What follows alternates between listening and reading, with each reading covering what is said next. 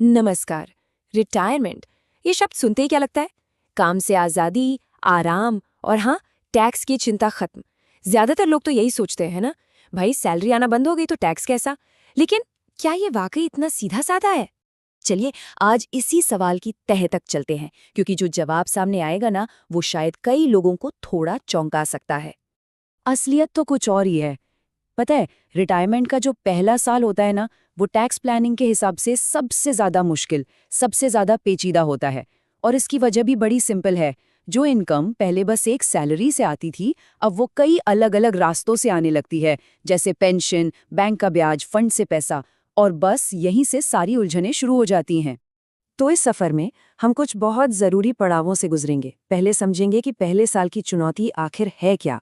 फिर बात करेंगे उन आम कागजी गलतियों की जो बहुत भारी पड़ सकती हैं। हम टैक्स फ्री होने के भ्रम को तोड़ेंगे, एक मुश्त पैसा निकालने के जाल को पहचानेंगे और आखिर में जानेंगे उन शानदार फायदों के बारे में जो खास तौर पर सीनियर सिटीजन्स के लिए हैं। तो सबसे पहली और सबसे बड़ी चुनौती वो है इनकम के सोर्स का बदलना। देखिए, नौकरी के दौरान एक सैलरी आती थी, हिसाब किताब बड़ा सीधा था। पर जैसे ही रिटायर होते हैं, पेंशन आने लगती है, बैंक से ब्याज मिलता है, रिटायरमेंट फंड से पैसा आता है, मतलब अचानक कई जगहों से पैसा आने लगता है। और अगर इस नए कैश फ्लो को ठीक से मैनेज नहीं किया गया, तो आप समझिए कि गलतियों की गुंजाइश यहीं पर सबसे ज्यादा होती है। चलिए अब जरा उन आम कागजी गलतियों पर एक नजर डालते हैं। ये दिखती तो बहुत छोटी हैं, लेकिन रिटायरमेंट की पूरी जमा पूंजी पर बड़ी चोट कर सकती हैं।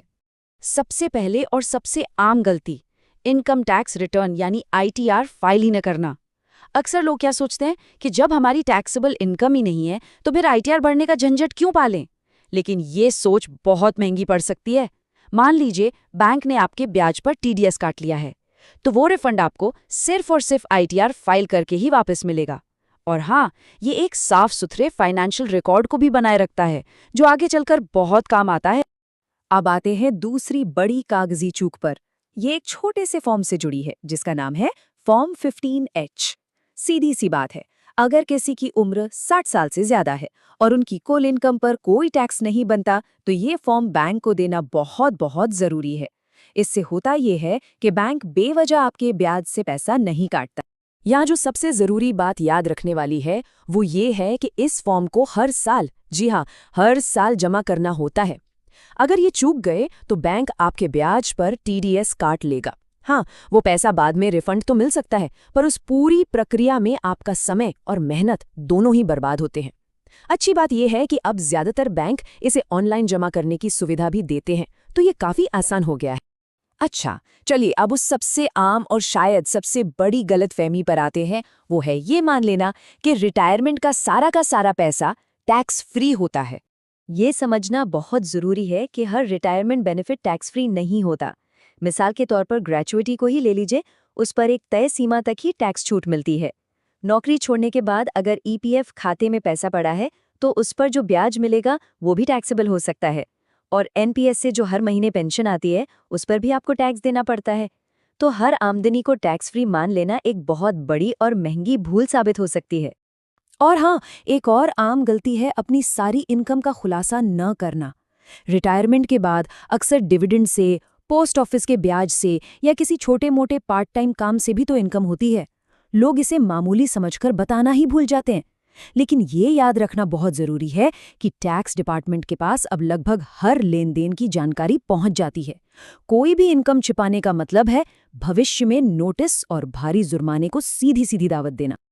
अब आते हैं एक स्ट्रैटेजिक गलती पर, जिसे हम कह सकते हैं एक मुश्त निकासी का जाल।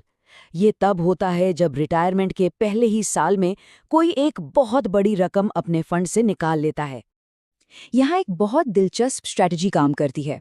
सोचिए, अगर रिटायरमेंट का सारा पैसा एक ही साल में निकाल लिया जाए, तो उस साल की कुल इनकम एकदम से बहुत ज्यादा हो जाएगी। नतीजा, आप सीधे ऊंचे टैक्स स्लैब में आ जाएंगे और आपको ज्यादा टैक्स देना पड़ेगा।